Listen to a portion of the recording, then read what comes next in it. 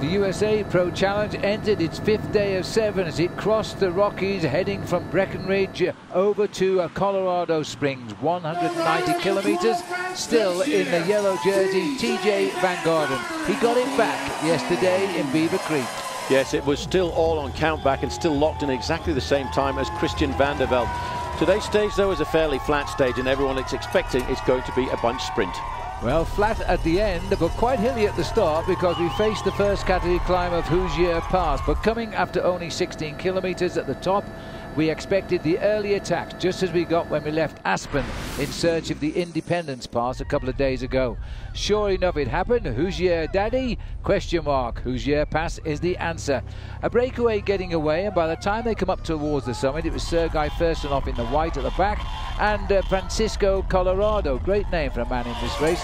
As he comes up to the top, he gets to 12 points and takes them away from Firstenov. But the interest was who would get the 10th place over the top of the climb, because there was 1 point remaining when Tom Danielson, the leader in the red jersey in the competition, was trying to outsprint Jorge Cantablanco. And it was Cantablanco who got over first and closed the gap in this competition. Well, it's going to be a race that will go right down towards the finish, the Nissan King of the Mountains competition. Just 3 points now separating those two riders. The main field not panicking when they went over the top of that pass, all under the control of Team BMC Racing of the overall leader. Onward the riders went through fair play with a sprint down there, and there was no real sprint. It was Firstenov getting in ahead of Olivier Zag of Switzerland and Biao Li of China.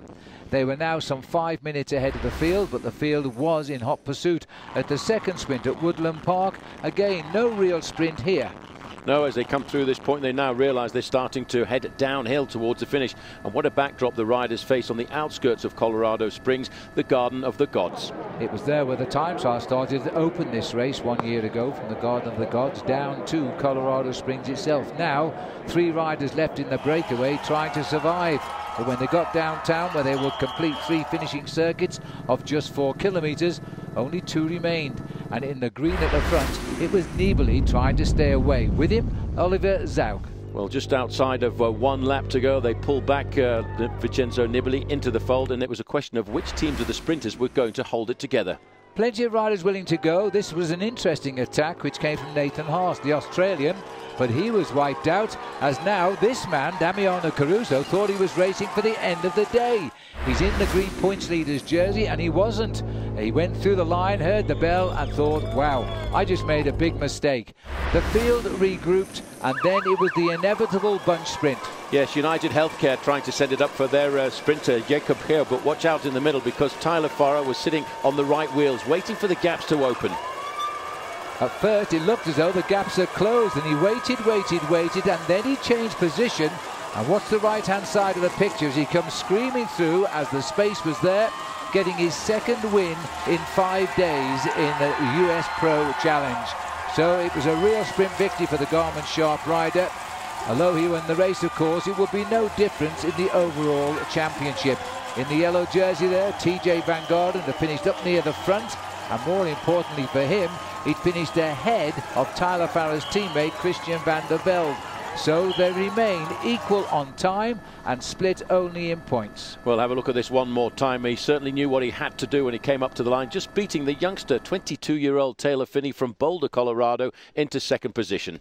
That word Boulder, Colorado, is going to have a big part to play in this race tomorrow, because Flagstaff Mountain rides just up behind Boulder, Colorado. There's got to be a showdown on that finishing climb now. TJ Van Garderen all smiles. He knows that he's kept his lead. He also knows he is equal on time. And the boys behind haven't lost any more either. Rovny at 6 seconds, Leipheimer at 8, Bratkovic at 12 seconds. They must all go head-to-head tomorrow when this race goes on to Flagstaff Mountain. And Joe Dombrowski as well, the best young rider at 21. He moves up today, 6th place, just 12 seconds off the lead.